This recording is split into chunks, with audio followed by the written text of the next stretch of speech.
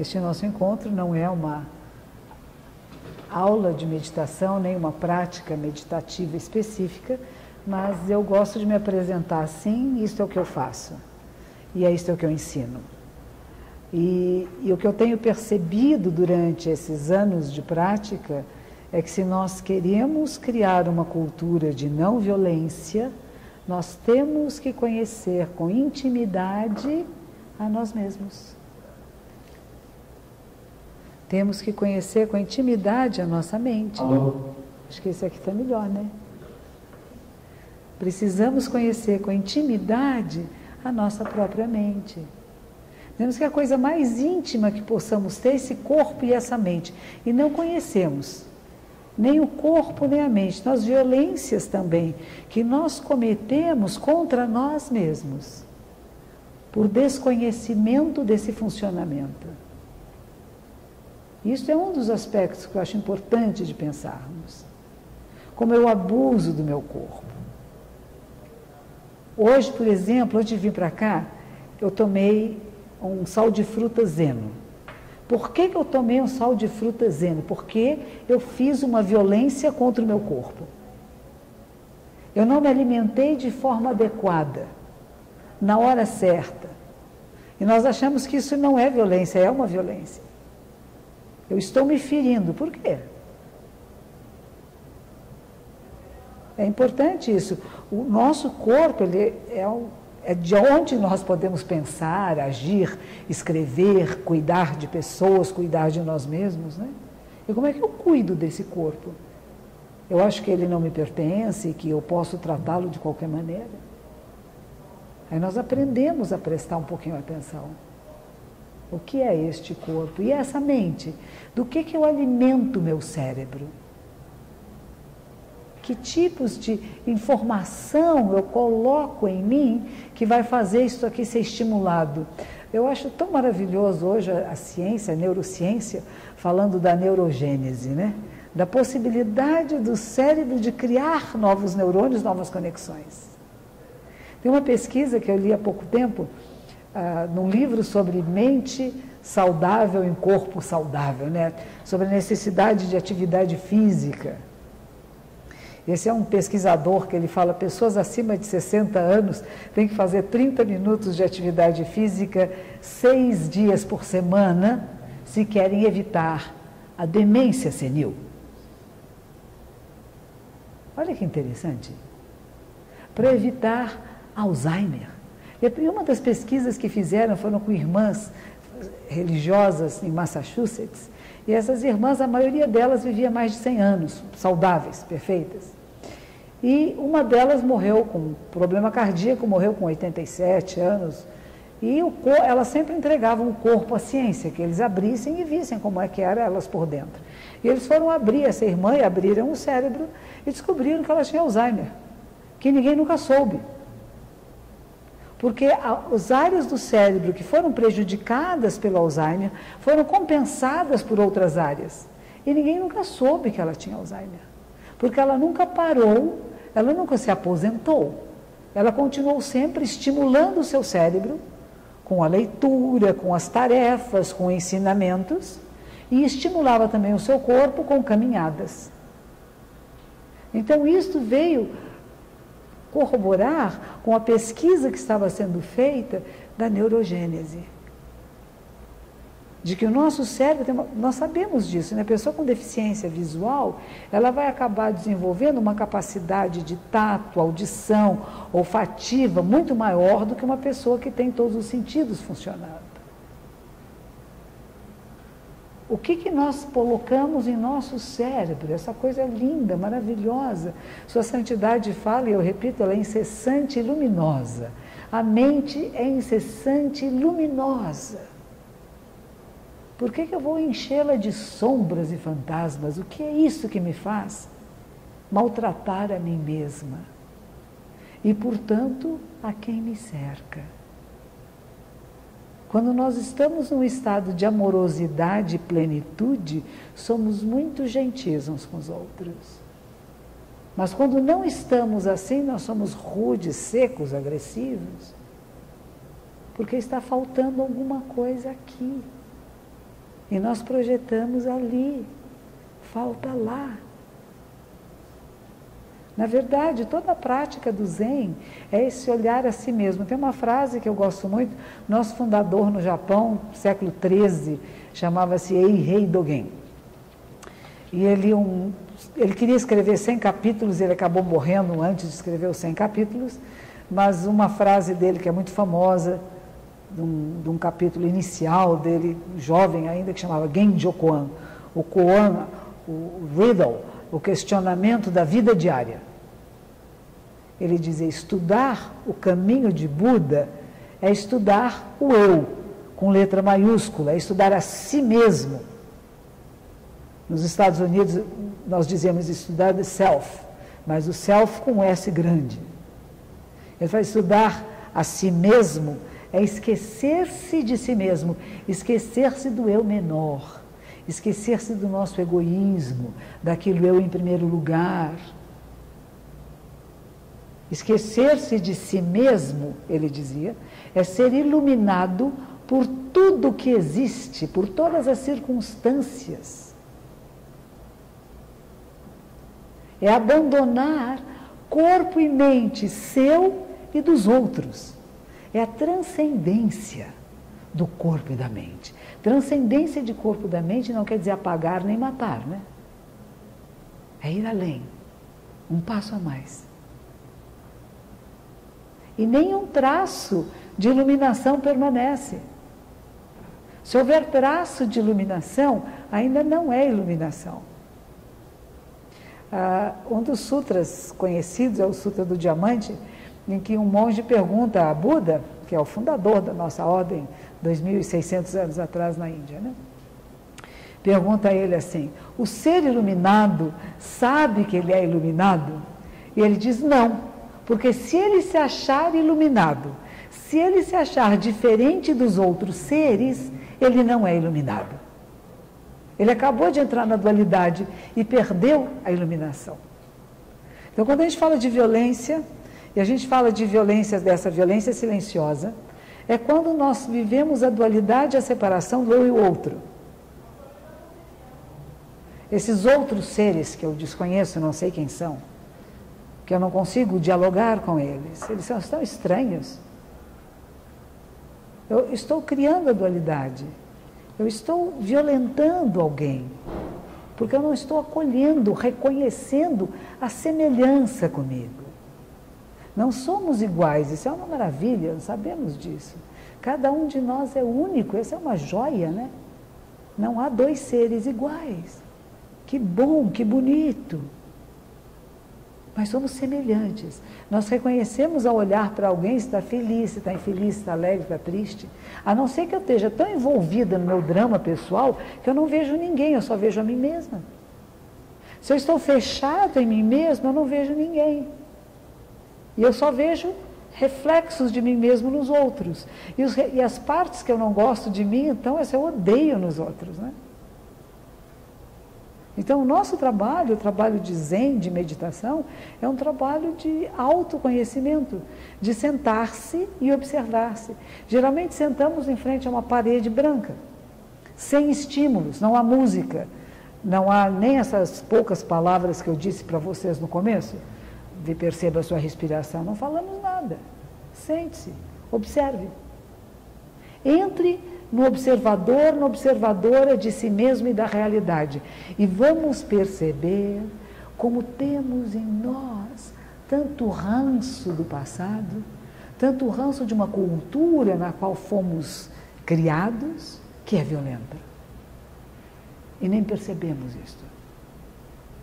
As discriminações preconceituosas que nós carregamos e que nós dizemos que não temos. Eu não tenho nenhuma. Aí você começa a observar e fala, nossa, olha como eu olhei para tal pessoa. O meu olhar foi preconceituoso e discriminatório.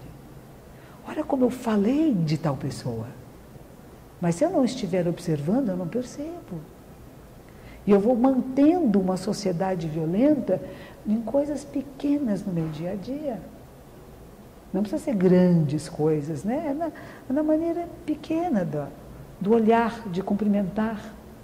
de estar presente, de não separar.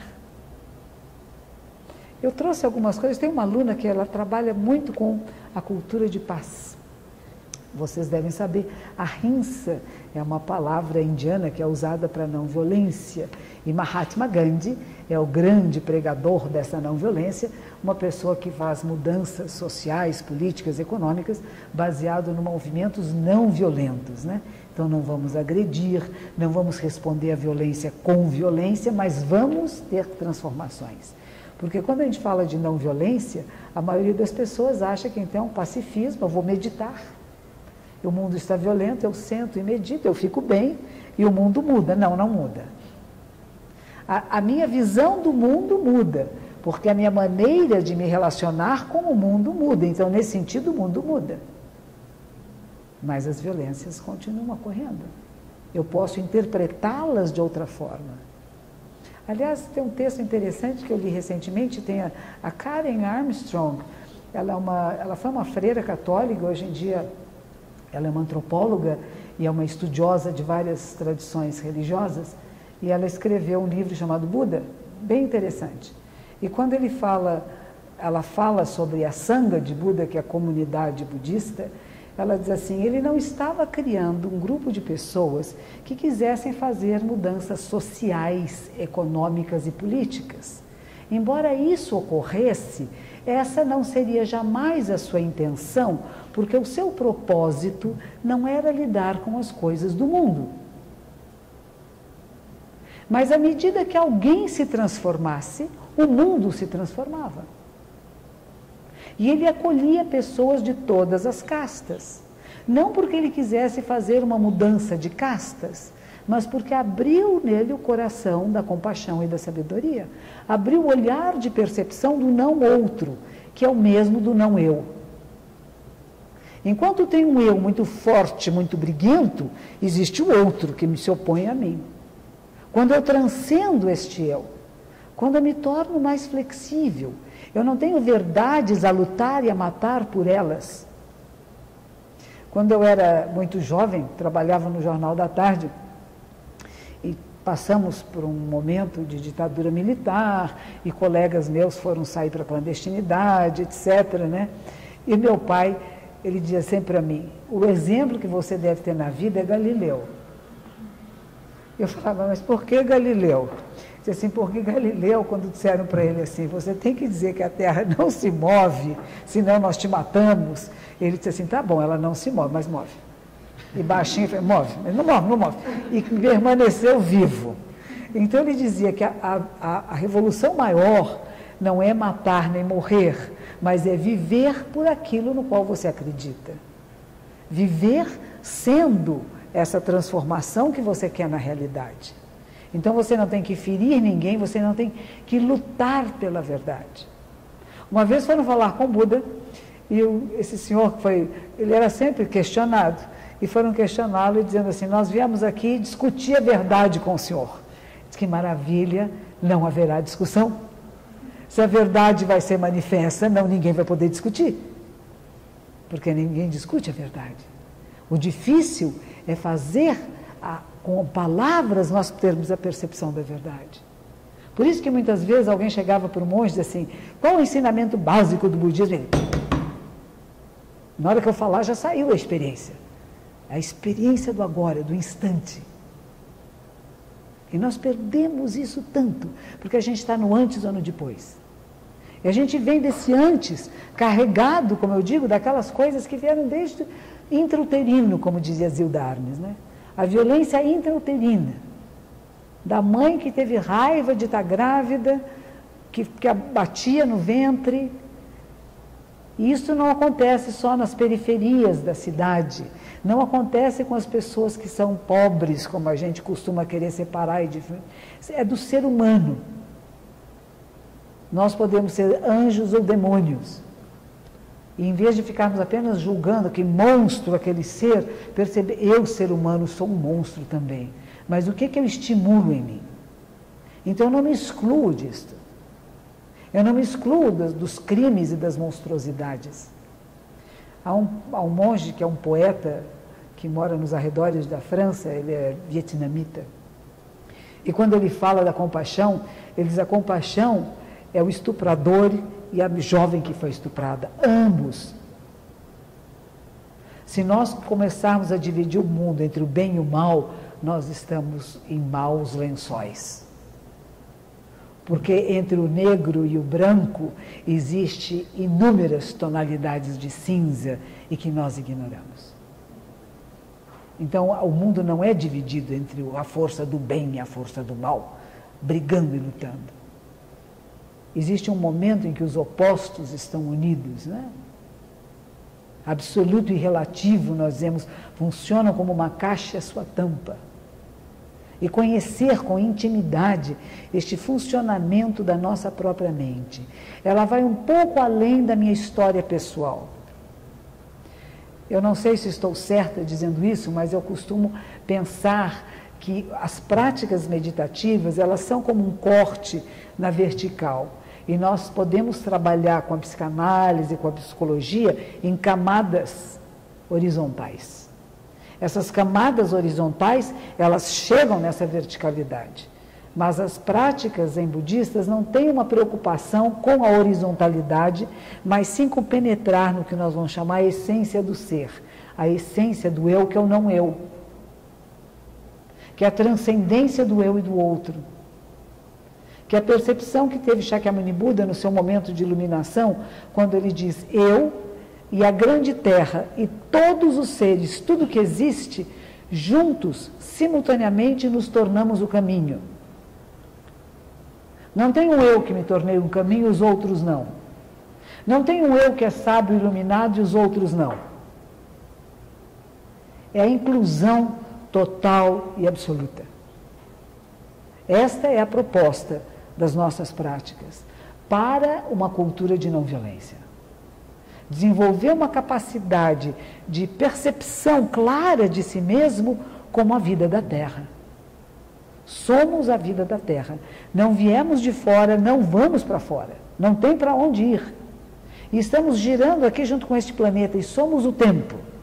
Porque adoramos separar, né? Lá está o tempo correndo e eu pulei no tempo. Eu não pulei no tempo, eu sou o tempo. Esses olhares diferentes, esses olhares, eles são os verdadeiros olhares. E nos acostumamos com alguns jargões que nós vamos repetindo sem estudar, sem pensar em profundidade o que eles significam. E acabamos acreditando naquilo que não é o verdadeiro. A isso eu chamo de delusão. Não é nem ilusão, é delusão. Acredito no falso. Tomo o falso por verdadeiro e luto e brigo por ele.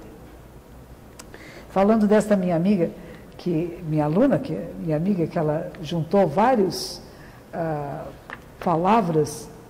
Uma das coisas que Gandhi fala sobre violência, que eu acho interessante, ele diz assim: qualquer coisa que possa impedir a autorrealização individual. Olha que interessante. Qualquer coisa que possa impedir a autorrealização individual, não apenas atrasando o progresso de uma pessoa, mas mantendo-a estagnada. Isto é violência. Manter pessoas estagnadas. Não permitir que as pessoas se desenvolvam no seu potencial. A violência é violenta porque leva ao retrocesso. Não leva ao processo de crescimento, de adiantar-se, mas segura, impede. Será que fazemos isso? Será que no nosso dia a dia, às vezes queremos manter pessoas estagnadas, onde elas estão e como estão? Qualquer coisa que possa impedir a autorrealização, que uma pessoa conheça a si mesma. Isso é violência. É um outro que chama Johan Galtung, é um norueguês que fundou o Instituto de Pesquisa da Paz em Oslo. Ele diz: praticamos violência quando não consideramos a relevância das necessidades básicas determinantes para a continuidade dos organismos vivos. Qual é a necessidade básica de alguém? Somos capazes de perceber isto? Ou pulamos por cima, atravessamos? Não damos atenção porque queremos colocar os nossos valores e as nossas necessidades como se fosse do outro. Isso é violência. Sobrevivência, bem-estar, liberdade e identidade. Quantas violências foram cometidas aqui no Brasil, desde que com a vinda dos povos europeus, os povos indígenas que vão tendo que perder a sua identidade, até agora tem traumas incríveis e estão sofrendo com isto.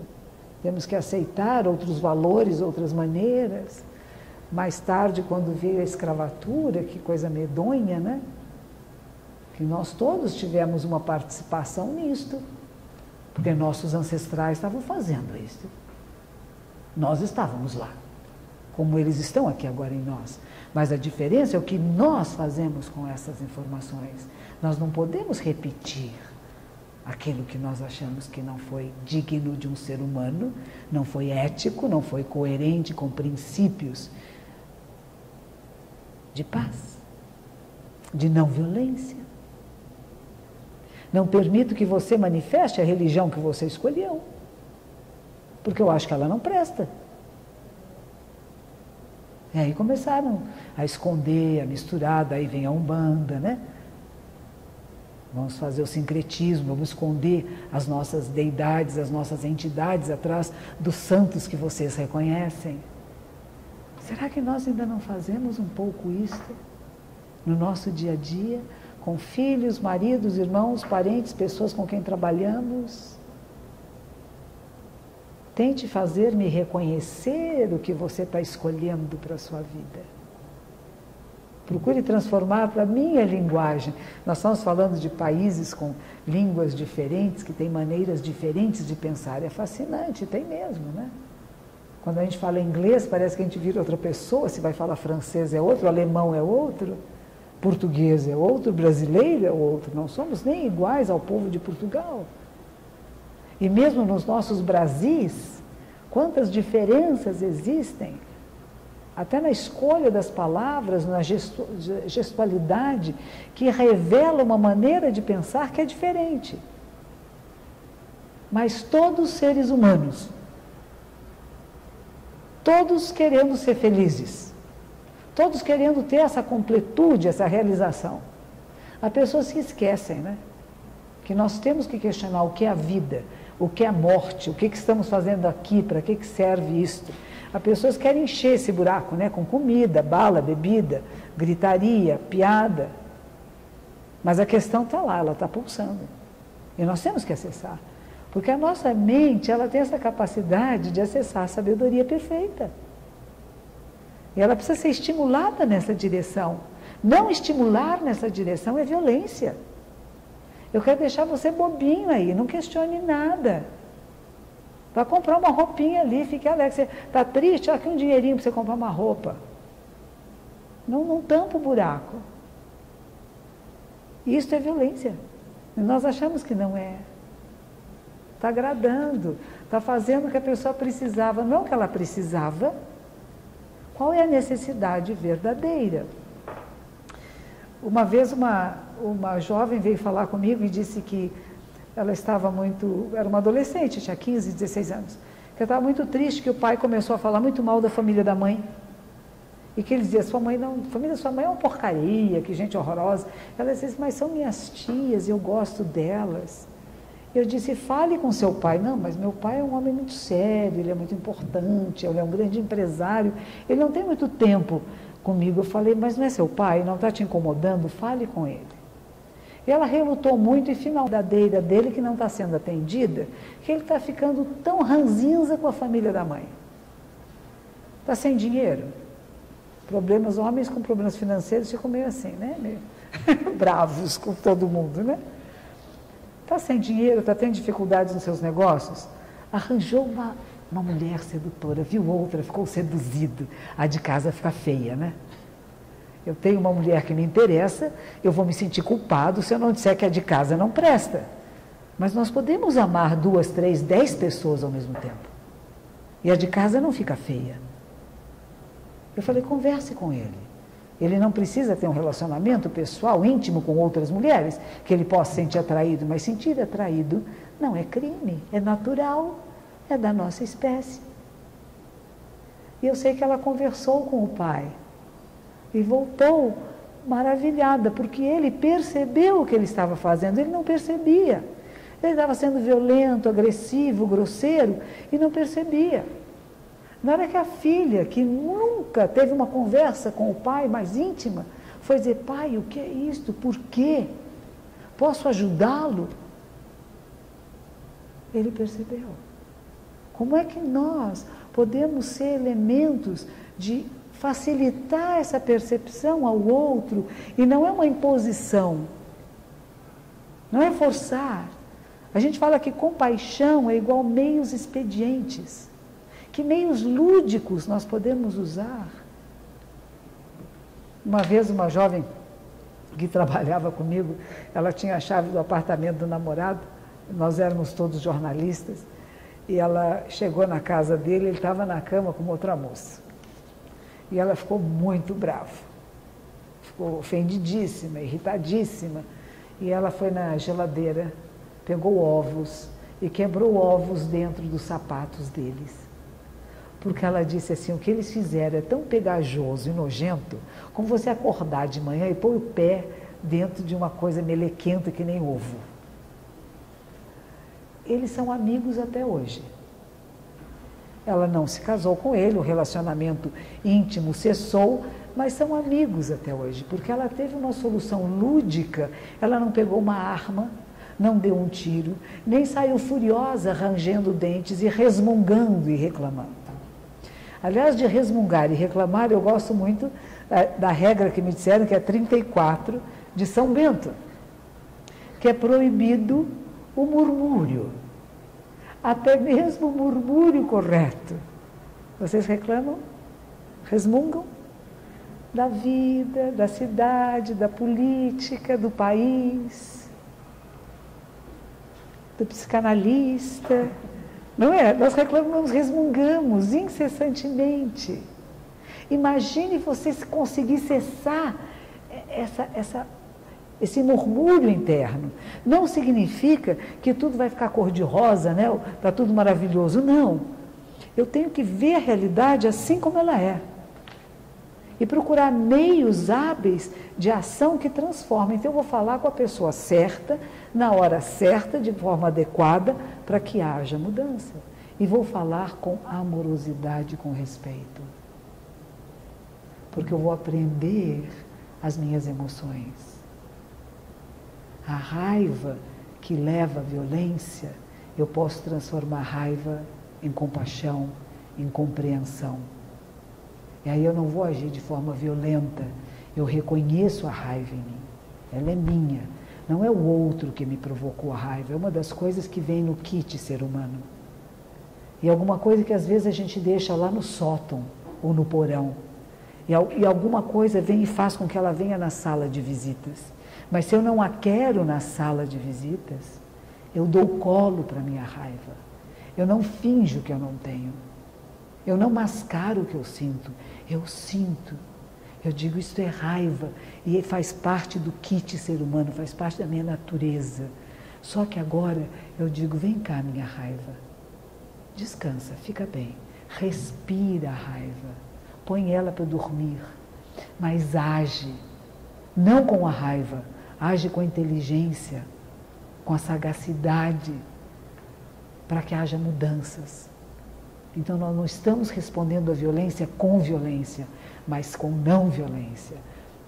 Dalai Lama, quando da última vez esteve aqui no Brasil, uma das coisas que ele falou é que é impossível para nós dizer que essa compaixão ela é uma coisa que vem de dentro de nós. Nem sempre. Se observamos um crime sendo cometido, mas eu estou tão zen, eu sou tão budista, isso é um crime, não tem importância. Tem, isso nos incomoda muito. mas eu vou trabalhar essa raiva, essa indignação que vem em mim, para que eu possa responder de uma forma não violenta. Eu tenho um monge no Rio Grande do Sul, que ele é um policial militar, e os colegas dele dizem, puxa, ele é muito diferente dos outros. Não porque ele não prenda, não porque às vezes ele não seja até, fisicamente ele segure a pessoa com força, mas ele não tem ódio, ele não tem raiva dentro do coração. E ele toma as medidas adequadas para a circunstância, porque não é controlado pela raiva, mas reconhece a indignação, não finge que não tem, porque aí é um problema. Esses dias veio um senhor falar comigo, eu me separei, eu não posso ver meus filhos, mas eu não ligo. A minha mulher me abandonou, o pai dela comprou um apartamento maravilhoso, eu não ligo. Eu falei, meu filho, o senhor está ligando muito. Perceba o quanto está ligando, porque enquanto eu estiver mascarando que eu não sinto nada, é falso. Na hora que você percebe, eu sinto, isso me dói, me incomoda, aí eu vou começar a lidar com isto. Eu vou começar a perceber, inclusive, que a dor não é permanente, a raiva não é permanente, a tristeza não é permanente, a alegria não é permanente, a vida não é permanente, nem a morte. Não há nada fixo nem nada permanente neste mundo. Então eu vou trabalhar com o meu intelecto. Então essa compaixão, ela não vem das entranhas, ela vem de um trabalho intelectual. Havia um monge que foi preso na época que a China, dessa última invasão que a China fez ao Tibete. Um monge foi preso, muito torturado, vamos imaginar que lá a temperatura chega até menos 40 graus, vários tipos de tortura, e finalmente quando ele foi encontrar-se com sua santidade, ele perguntou, meu filho, o que foi mais terrível para você? O frio, a fome, a solidão, as torturas físicas e mentais? E ele disse assim, olha, o pior foi que por um instante, um breve instante, quase deixei de sentir compaixão por quem me torturava. Disto eu tive medo, de perder a capacidade de compaixão por quem me torturava, de compreender que este ser humano meu semelhante estava fazendo essas torturas porque era vítima de uma sociedade violenta, e não que ele era a violência. Aí que começa a mudar um pouquinho o nosso quadro, das nossas exigências de como os outros têm que ser, para uma acolhida de que são o que são e estão dando só o que eles podem dar agora, mas também não é fixo nem permanente. E como é que eu vou estimular outros aspectos? Inclusive em mim, não só no outro, né? As necessidades básicas, ele diz, são mais profundas que valores. Estão acima dos valores. Nós não escolhemos as nossas necessidades básicas, elas é que nos escolhem. E é a satisfação delas que nos torna possíveis. Se descartarmos nossas necessidades básicas ou de outras pessoas, estamos condenando a todos a uma vida não digna de seres humanos. Estamos praticando a violência quando não reconhecemos as nossas necessidades básicas e das outras pessoas. Elas devem ser respeitadas e necessidades básicas não são negociáveis. Acho essa frase muito importante. E o Marshall Rosenberg, que vai falar de violência física e violência pacífica, que ele diz a violência física é quando empregamos força física, né? E a violência passiva, aquela em que o sofrimento é de natureza emocional, é mais insidiosa que a física. A raiva, ela vai provocar uma ação violenta, uma maldade, uma maquinação maquiavélica, né? Essa pessoa me incomodou, eu vou fazer alguma coisa, às vezes não vem nem no plano consciente, né? Mas está lá. E é isso que nós temos que observar. Não é só aquilo que está no consciente, mas que está trabalhando ali por trás. De eu não reconhecer uma emoção, um sentimento, querer mascará-lo e começar a brigar e provocar outras pessoas e atrapalhar a liberdade, a felicidade, o crescimento de alguém. Violência passiva emocional alimenta a fornalha da violência física. Como podemos apagar um incêndio se antes não cortarmos o suprimento de combustível? Por isso eu comecei falando da meditação, deste autoconhecimento. Eu tenho que conhecer os vários e múltiplos aspectos da mente humana. E a minha mente é a coisa mais próxima para eu estudar. Nós sempre queremos muito estudar o outro e não esquecemos de estudar a nossa mente, que está aqui à nossa disposição 24 horas por dia. Para eu perceber as minhas nuances, as minhas mudanças, as coisas que meu pai e minha mãe falaram que ainda estão influenciando o meu olhar para a realidade. Esses dias uma jovem psicóloga também deu um depoimento que se as crianças não forem estimuladas à visão, elas podem ter o aparelho visual perfeito e não veem. E teve um filme que se chamava Quem Somos Nós, né? Dizendo que quando chegaram as primeiras caravelas, os indígenas não viram, porque isso não estava na sua realidade nem no seu imaginário. Qual é a realidade que nós vemos? Ela é filtrada por tudo aquilo que nós estudamos e fizemos escolhas na vida. Nós não estamos vendo esta sala da mesma maneira, nem as pessoas que estão nesta sala, nós vemos cada um através dos filtros que temos. Agora, quando nós começamos a perceber esses filtros, nós podemos trabalhar no que eu vou chamar no hardware, não é no soft. Eu vou mudar o programa. Eu posso mudar os programas. Nascemos com determinadas características, DNA, etc., que podem ser alterados também com o nosso comportamento, com o nosso treinamento. Recebemos inúmeras influências, nossas famílias, pais, professores, grupos, experiências. Elas não estão aqui para nos travar, não. Nem para nos parar, mas para dar impulso de crescimento e transformação. Então, o que eu era antes de entrar nesta sala, eu já não sou mais.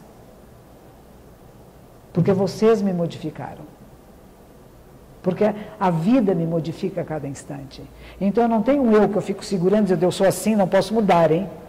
Eu vou brigar pelo eu que eu sou. Não sou.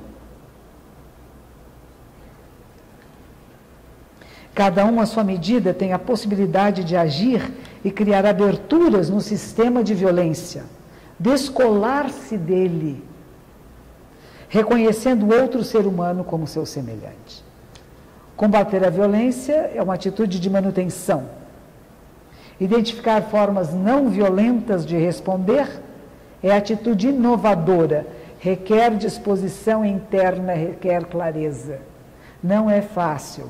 Não estou dizendo que é uma coisa muito simples. Nós vivemos numa sociedade violenta, agressiva, que nos empurra e a gente empurra de volta, que nos ofende, eu ofendo de volta. Percebo que alguém quer puxar meu tapete, eu vou lá e puxo primeiro dele. E a gente sair disso, sair dessa competitividade, para nós entrarmos num trabalho de colaboração, onde em vez de ser o eu ganhando, é o nós ganhando, é a única alternativa possível para a sobrevivência da espécie humana e deste DNA humano na Terra. E eu acredito no DNA. Eu acredito no DNA humano. E nós vamos nos tornar cada vez mais menos violentos e agressivos, porque a nossa sobrevivência depende disso. Aqueles que não o perceberem, morrem. Assim, morrem mesmo, né? No sentido de desaparecimento. Porque o que vai dar continuidade como espécie são aqueles adaptáveis. As capacidades de adaptação à nossa realidade. E a nossa realidade não é mais individual. A nossa realidade é uma percepção do coletivo, que somos esse coletivo. Cada um tem o seu papel. Quando a gente fala de absoluto e relativo, o absoluto não funciona sozinho. Ele só funciona com o relativo. Cada um de nós desenvolve a capacidade de percepção do todo, mas a função e a posição de cada um é muito importante, porque é a mudança. Eu não vou ficar esperando que o outro mude, que o governo mude, que alguém faça. Eu não vou ficar resmungando e amargurando a minha boca e a minha mente. Por isso eu acho importante essa regra de São Bento, né? São Bento dizia coisas maravilhosas, outra que ele dizia, quem chega a você é Jesus. É o mestre. Reconheça o mestre. Reconheça esse ser sagrado. No yoga, o que nós falamos? Namastê. Né? O sagrado em mim reconhece o sagrado em você. Estamos reconhecendo a sacralidade de cada criatura que encontramos, não só humanas, animais, vegetais, de toda espécie. Reconhecemos essa coisa extraordinária que é a vida humana neste planeta, que é a vida no planeta. A não violência é a atitude ética e espiritual do ser humano vivo, que reconhece a violência como a negação da humanidade e que decide recusar submeter-se à sua dominação. Então tem que estar alerta, desperta, o tempo todo observando. Quando é que eu estou sendo violenta? Quando é que eu estou repetindo meu pai, minha mãe, naquela maneira agressiva, rude de falar? E como é difícil mudar, mas não é impossível. A gente fala, cai 7 vezes, levanta 8, tenta outra vez. Cada vez que nós tentamos, não é menos, é mais. Cada erro, que significa que estamos mais próximos do acerto. É nunca desistir, é tentar de novo. Permitir a todos uma atitude coerente e responsável face à violência que está por aí. A atitude coerente e responsável. Solidariedade, respeito aos direitos individuais, pluralismo, prevenir conflitos. Nós todos sabemos disso, né? Como é que faz no dia a dia? Você ouve a sua voz? Percebe o seu gesto, seus passos? Como é que você caminha? A humildade e entrega no seu caminhar? A arrogância, orgulho? A gente diz, caminhe como Buda, apenas caminhando. Eu chamo isso de presença absoluta. Esteja absolutamente presente onde você está. Capaz de responder às provocações, às instigações da realidade de forma coerente com princípios não violentos.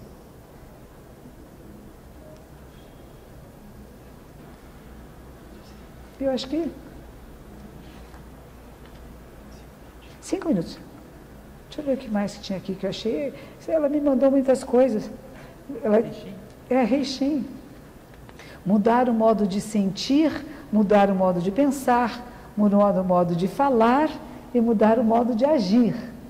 Quando eu comecei a praticar a meditação, estava nos Estados Unidos, eu fui jornalista, e aqui em São Paulo, jornalista, a gente fala muito palavrão, eu não sei porquê, trabalha com a palavra, e minha mãe era uma educadora, ela sempre dizia, minha filha, use a palavra adequada.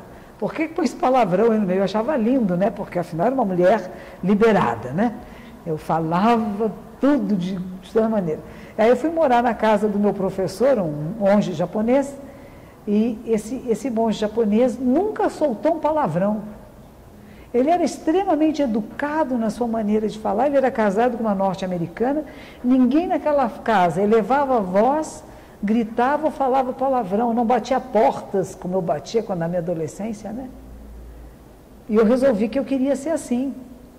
E eu tive que fazer um grande esforço. Hoje já não há mais esforço. Eu ainda pensava palavrões. Eu não falava, mas pensava. E eu resolvi que eu não ia nem pensar mais com palavrões. E precisei de um grande esforço, mas acontece. É possível mudar. Porque violência é até a maneira rude de escolha de palavras que você tem para pensar na realidade. Quando existem palavras adequadas e você, em vez delas, coloca uma palavra que chamava-se de baixo calão, né? Naquela época, falava palavras pesadas, porque ela tem um peso. No Japão foi criado um dicionário de palavras preconceituosas e discriminatórias, para não serem usadas. Hoje não se fala mais de cegueira, mas se fala de deficiência visual. Não se fala mais de surdez, mas de deficiência auditiva, porque tem vários graus. Não se fala mais de lepra, mas de hanseníase, porque essas palavras são violentas. A pessoa que diz assim, eu não tenho mão para segurar isto. Se parece uma pessoa que tem a falta verdadeira de uma mão, ofende. E nós não prestamos atenção na necessidade básica de quem está próximo de nós. E usamos uma linguagem que não é terna, que não inclui, mas que exclui, que separa. Então o nosso movimento dessa violência, e evitar essa violência, começa nessa observação dos meus gestos. Eu posso pegar isso e jogar assim na mesa. Isso para mim é uma violência. Eu posso pegar esses papéis e colocar na mesa. Isso é não violência. A maneira que eu caminho, que eu abro a porta, que eu falo com as pessoas e as palavras que eu escolho usar. E a maneira que eu penso as pessoas. Sou verdadeiramente capaz de acolhê-las como semelhantes no meu coração? Fim. Obrigado. Obrigada. Perguntas? Comentários?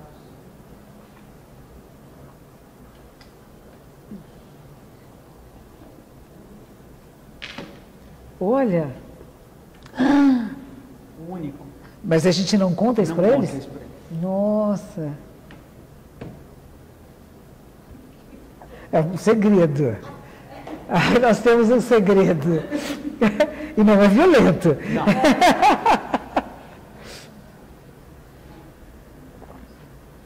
Sempre quando a gente abre assim, fica cri, depois melhora. Verdade, né? Depois perdem a vergonha.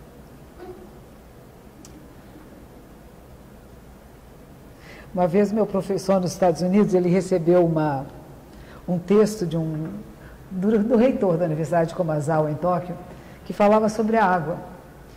E ele dizia que a água é vida. Isto, olha, há mais de 40 anos. Hoje nós sabemos que a água é vida, preservamos e consideramos, né? Há mais de 40 anos, poucos pensavam sobre isso. E este monge japonês dizendo como a água era vida, como ela era preciosa, e eu comecei a perceber que eu precisava ser mais cuidadosa ao escovar os dentes.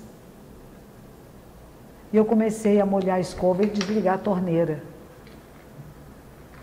Há 40 anos atrás. Eu comecei, quando ia pôr água num vaso, trocar. Templos tem muitos vasos com muita flor. Então eu tinha que trocar a água dos vasos, eu tirava a água usada, colocava nas plantas e procurava não perder nenhuma gota. E quando eu colocava a água no vaso, fazia questão de fechar a torneira antes que extravasasse. Começou a ser tão gostoso, porque virou uma prática meditativa e de plena atenção. Trocar a água do vaso, porque a água é vida. E quando nós percebemos que tudo é vida e que nós cuidamos dessa vida, aqui dentro fica gostoso. O coração fica terno, macio. Lembrei da água.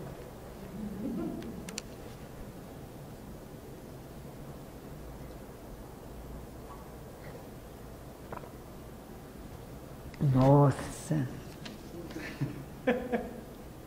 Puxa. Perguntas? Senão nada vai acontecer, né? Não, nada. Vamos ver, você que está filmando, qual é a sua pergunta? Na verdade, tem não é uma pergunta, é um esclarecimento sobre os direitos humanos, que quando o indivíduo comete um erro, essa pessoa, esse grupo, eles vão até esse ser que cometeu algumas coisas que são, na minha visão, às vezes absurdas, às vezes não é, não sei. Esse banco vai lá e dá todo o suporte para ele. E aí tem a parte da família que sofreu, a pessoa que sofreu, não tem esse amparo, o amparo sobre a família ou dele mesmo. Então, isso no começo eu tinha muita raiva. Depois escutar um pouco, para tentar entender esse caminho, não ter na minha raiva, porque não buscar quem sofreu, quem foi agredido, mas ele também passou por uma coisa que influenciou ele a fazer isso, sabe? Então você tem que tentar compreender. Hoje você esclareceu esse lado que eu tinha o meu. Eu tinha que pegar e falar, cometeu e as pessoas vêm ajudar a auxiliar. As pessoas que estão sofrendo não têm esse auxílio. Ou é a família ou é si próprio. Então hoje ter um esclarecimento. Foi muito bom isso aí, foi uma prova muito gostosa. Somos todos vítimas de uma sociedade violenta, né? A gente compreender. Mas o que você fala é importante, tem que se cuidar, sim, daquele que foi vitimado, né? Não pode abandoná-lo para que... O governo só vai a favor dos direitos humanos, na verdade, a favor daquela pessoa, e não a quem está sofrendo. Isso toda hora você vê. Talvez seja mais fácil de ver assim, mas eu acho que, na verdade, quando se criou em 1947, né, a Carta lá dos Direitos Humanos, é para todos, né? É para todos. E é muitas vezes... Eu tive um trabalho no Carandiru uma vez, mas o que a gente achava interessante era não só trabalhar com os detentos, mas trabalhar com quem trabalha lá também. Então, porque quem trabalha lá está preso lá tanto quanto os detentos, né? O pessoal que trabalha, os educadores, como a gente chama, né? E é complicado mesmo. E aí temos que ver a família daqueles que foram vitimados também, que também precisam dessa atenção, né? Senão fica uma coisa muito unilateral. Desequilíbrio, né? Desequilibrado, é. Você vê isso aí estampado no jornal, você vê isso aí. Então, a pessoa fala do ato da pessoa. Você também, é isso, as coisas de direitos humanos, agora que comecei agora, depois que estão esclarecidas, você tem que entender um pouco. Legal. Do lado. Muito bom. Está sendo feito algo a respeito disso e favorecer também quem é vítima? Existem grupos de psicólogos que trabalham com isso, tem o direito, né, a legislação, e vai estar sempre a favor daquele que foi vitimado, não do vitimador, né? Mas como é que tem... Eu não sei como que o Estado está cuidando disso, mas existem psicólogos acompanhando, sim, como que a pessoa se readapta, né, a este sofrimento, tendo passado por uma violência tão grande, né, que não se torne um vingador. Tem uma senhora... Existe um trabalho, sim. Atendimento existe, que eu não sei exatamente quem está fazendo, mas eu sei que existe. Porque isso passa, essa do governo brasileiro, passa a impressão que o governo, o sistema brasileiro favorece o crime, ele estimula o crime, porque é tudo como chamado de distribuição informal de riqueza. É o que passa, passa essa impressão. Deixa eu só pegar o gancho e tentar transformar numa pergunta. Ok. A senhora comentou bastante sobre não violência e como fica a punição àquele que comete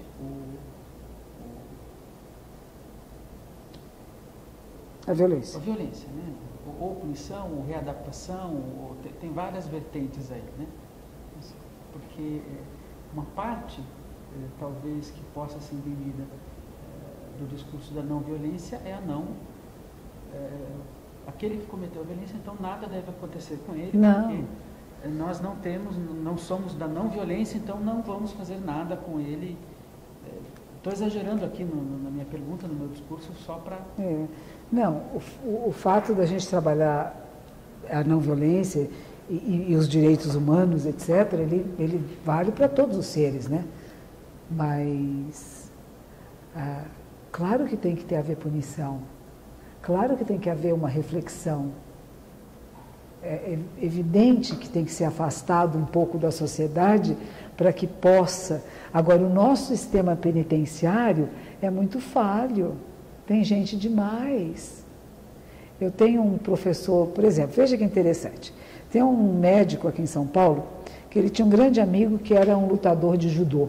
E esse moço estava um dia chegando em casa e a mãe dele estava falando com alguém. E ele não sabia com quem que a mãe estava falando, foi se aproximando. O cara era um assaltante, viu o menino que era lutador de judô, tinha uma certa aparência forte, e deu-lhe um tiro e ele morreu. E o amigo que ele foi fazer, ele foi trabalhar na Fundação Casa, porque quem matou era um menor de idade, né? Tinha menos de 18 anos.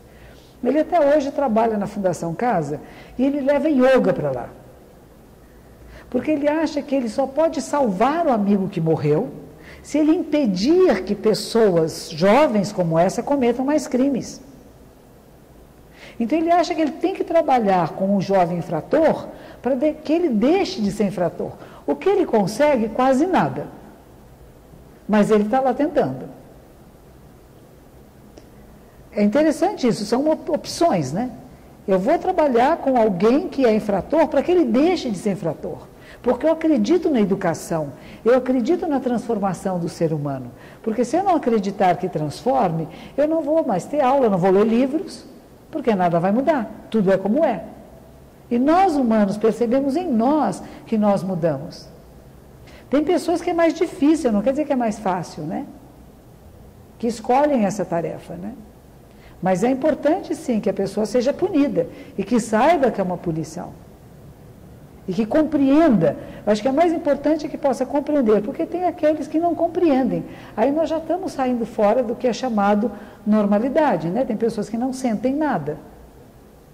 Isso já é outro caso, isso nós temos um outro tipo de internação, né? Um outro tipo de tratamento. E a gente tem visto pular, não só no Brasil, mas no mundo.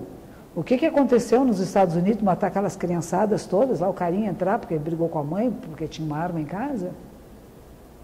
E pela primeira vez o governo norte-americano está considerando, o presidente pela primeira vez está considerando se vai reduzir o uso de armas, venda tão livremente, né? Um país em que todo mundo ainda é cowboy, né? Anda armado.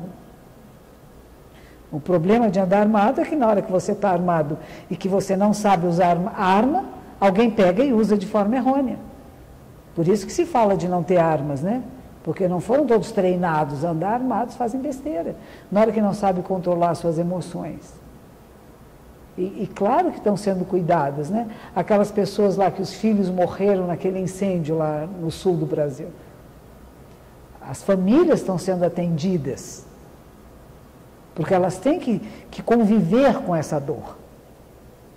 E não adianta dizer, aquele é o culpado, aquele é culpado, né? A pena de morte nunca diminuiu a criminalidade.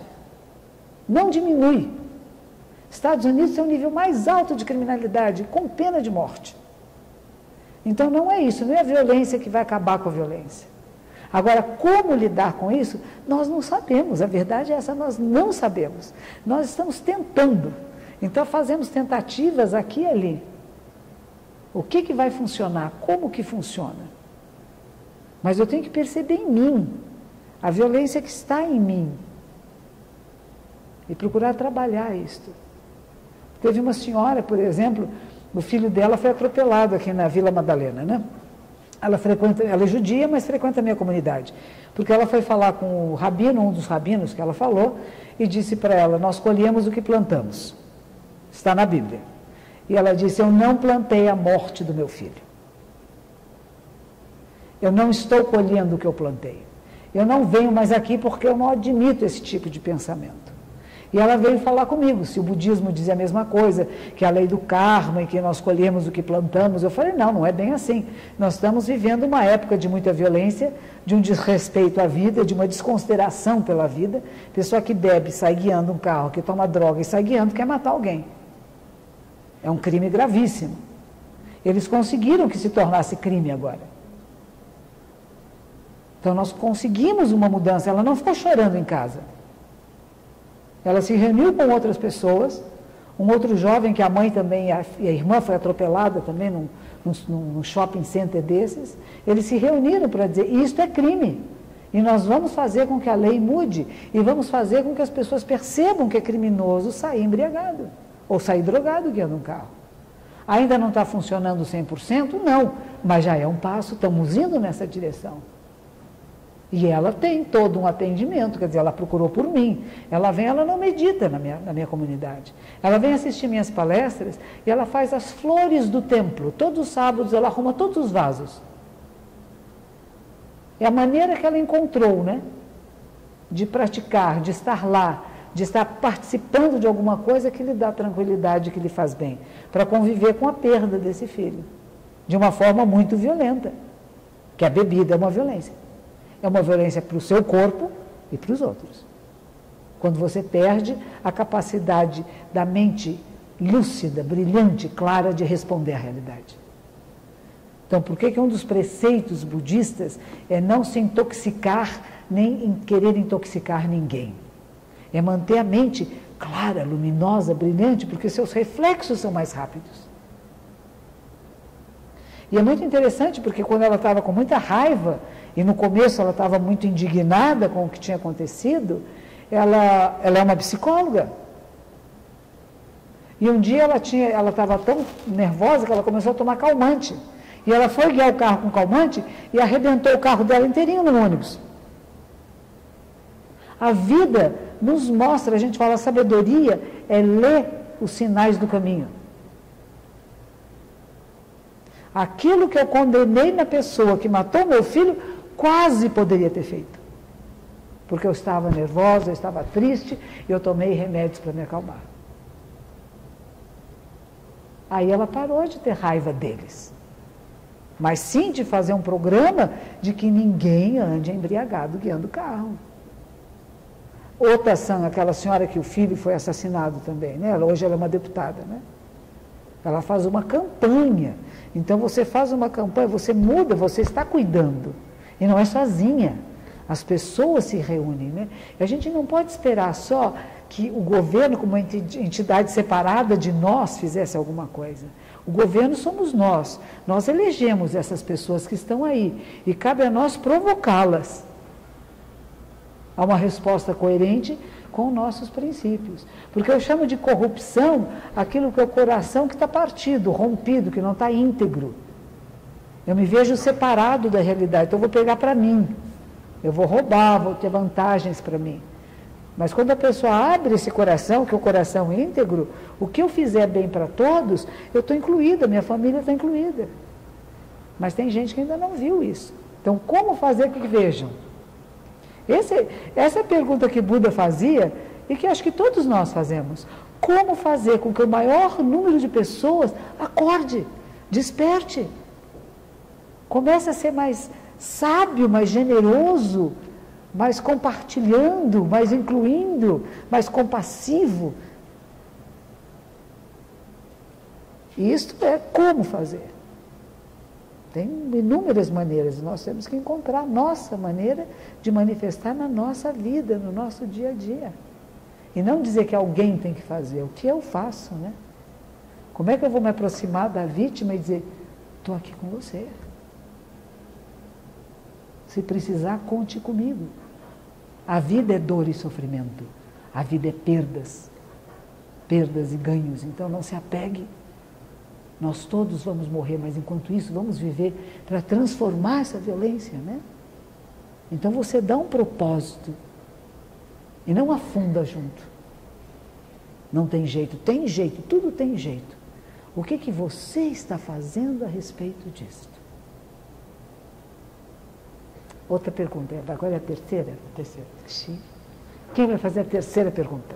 Talvez seja a última. As pessoas não nascem, existe a índole de nós. Que maravilha, né? Aí nós vamos falar do lombroso, né?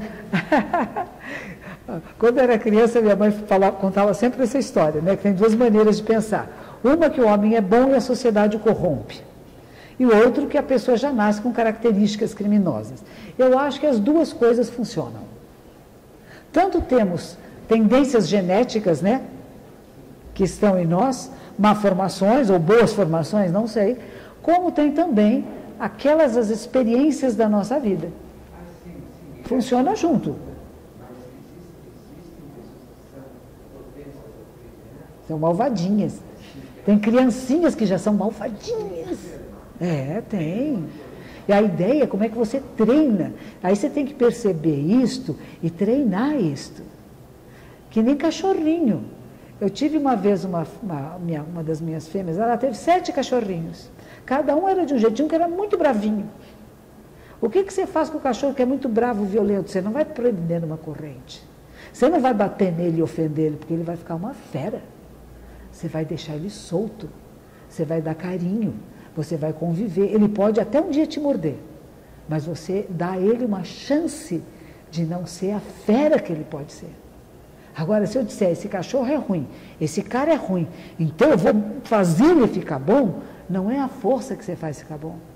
É oferecendo um outro olhar, o que Jesus falava da outra face, né?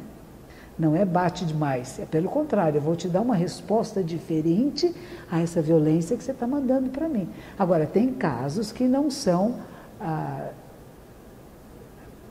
terapêuticos, vamos dizer assim, né? Os próprios terapeutas sabem disso, né? Tem pessoas que são consideradas incuráveis, né? Que não tem maneira de fazê-las sentir, porque elas não sentem. Aí já nós estamos entrando num outro local, né? A gente está querendo falar de nós, assim, pessoas que sentimos alguma coisa, né? Que vê um filme e chora. Mas o exemplo está nesses dois irmãos que causaram essa tragédia em Boston.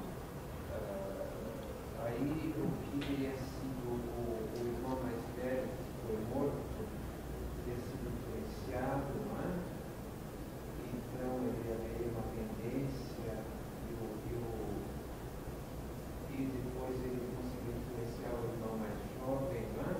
Eu não acompanhei, eu só soube o que aconteceu. É bom acompanhar esse caso, está muito interessante, inclusive a respeito da punição do que sobreviveu, porque 3/4 da população americana quer sentá-lo na cadeira elétrica. E uma parte não quer, acha que isso seria pior, porque ele se tornaria um mártir para aquele segmento muçulmano. Sim. Está um caso muito interessante.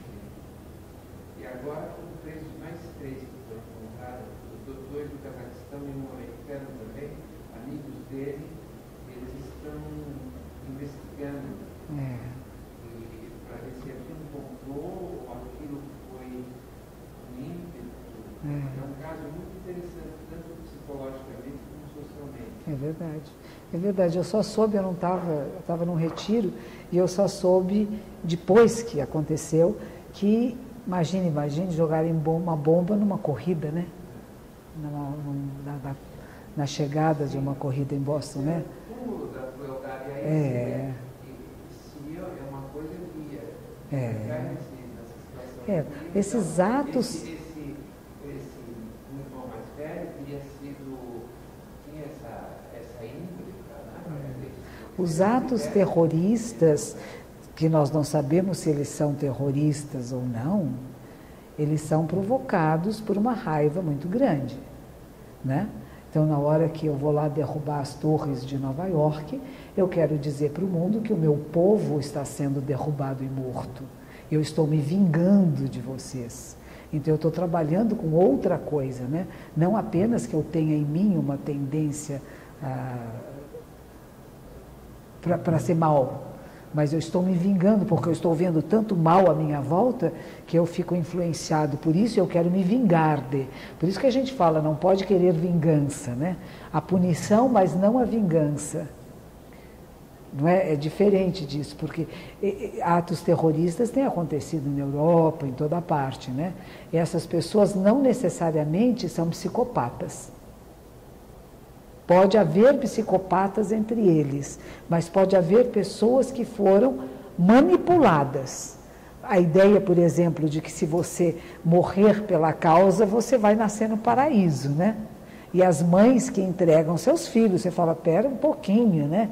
Que tipo de coração materno é este que diz, não, meu filho, eu vou entregar, você bebê, criança, vai se cobrir de bombas, porque você vai ser para o paraíso, né? Quer dizer, ela é uma mãe psicopata ou é uma sociedade que induz a esse tipo de pensamento? Mesmo durante as guerras, a guerra do Vietnã, toda aquela meninada que se recusou a ir para a guerra, ela não era bem vista por aqueles cujos filhos foram.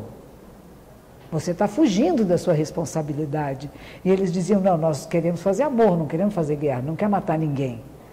E é um problema grave. E os meninos que voltaram? E a dificuldade de se readaptar a uma sociedade depois de você viver muito tempo na violência. É complicada a história, por isso que a gente fala, na guerra só tem perdedores. Estados Unidos está em guerra. É um país em guerra. Então, quando a gente vai para os Estados Unidos agora, a revista que fazem é muito maior. Outro dia eu cheguei no aeroporto lá em Chicago e a policial me parou e disse assim, tem vestígios de pólvora na sua mão. Eu falei, que maravilha, como será, né? Aí ela disse assim, eu vou ter que examiná-lo. Eu falei, tá bem. Não, mas é numa sala. Eu falei, tá bem. Mas é uma revista íntima. Eu falei, nossa, agora eu vou exame ginecológico, né? Não era. Há um respeito tão grande nos Estados Unidos pelos direitos humanos, que ela achou, porque o detector dele detectou alguma coisa na minha mão. Então eu fui parada, fui para esta sala, esta senhora que era uma policial, disse que não podia me revistar sozinha, chamou uma outra policial, para elas ficarem na sala e dizer, agora eu vou passar a mão na sua perna. Você me permite? Eu falei, permite. Vestida, não tirou a roupa, não fez exame íntimo nenhum, né? E depois eles disseram, às vezes é creme. Você passou algum creme na sua mão? Eu falei, eu passei, eu tinha um restinho de tubo, que não podia levar no avião, eu enchi a minha mão daquele creme, passei, cheguei, pronto. Por quê? Mas por que isso? Porque é um país que está em guerra. Porque há pessoas que fazem atentados. E o que eles disseram é que eles abaixaram a guarda por isso que aconteceu. E quando um país está em guerra, tem que estar o tempo todo muito esperto, porque existem essas coisas. No primeiro momento eu falei assim, nossa, o que era? Era um estudante de medicina que não podia correr, ficou com raiva de quem corria? Parecia uma loucura, assim, tão tola como um bobo, né? E de repente a gente vai ver que tem outras implicações religiosas, de posições políticas, né? E que às vezes, desde criança, é o que a gente fala. Uma vez eu estava falando com um pajé aqui em São Paulo, estávamos comentando, e ele não fica, ele é do Recife, mas ele não fica lá, ele passeia pelo Brasil todo, porque ele diz, eu quero fazer de todos partes da minha tribo. E alguém falou, mas você tem raiva dos portugueses, não tem? Não, o português veio aqui, acabou com a religião de vocês, matou, abusou das mulheres. Vocês têm que ter raiva. Ele disse assim, olha, isso é passado, é uma história. Mas eu não alimento isso nos meus filhos e nem nos meus netos, porque eu quero viver uma não violência. Eu não vou ficar estimulando neles o ódio do que aconteceu no passado. Nós mudamos, eles também mudaram, e eu estou aqui para fazer a diferença. Eu não fico me lamentando, eu faço alguma coisa. E é nisso que eu acredito, que cabe a nós fazer as mudanças. É pouquinho, é quase nada, mas é preciso que nós nos manifestemos e nos coloquemos nessas circunstâncias. Como ele diz, observando esses casos e refletindo, que posição eu tomo? Matar este homem é suficiente? Ou ele vira um mártir? E os outros que virão? Eles não se importam em morrer. Como é que nós podemos modificar esta maneira de pensar? Que não é preciso matar nem morrer, mas viver pela sua causa. Escrever sobre isto. Mostrar o que está acontecendo no seu país, nos abusos que os norte-americanos possam estar fazendo lá, que nós não sabemos. Mostre isso. Faça filmes, escreva, manifeste-se, mas não vai matar nem morrer. Essa é a mudança que a gente quer. Não é calar-se, não é fingir que está tudo bem. Está errado? Tá. Eu me manifesto. Mas a manifestação que ela não seja violenta. A última pergunta ou ela foi a terceira? É a última. Tá bom. Acabou? Acabou. Só queria fazer Você mesmo. alguns comentários. É você mesmo. Nos consultórios também, às vezes, a gente tem uma tendência a fazer algumas violências invisíveis. Essa semana fizeram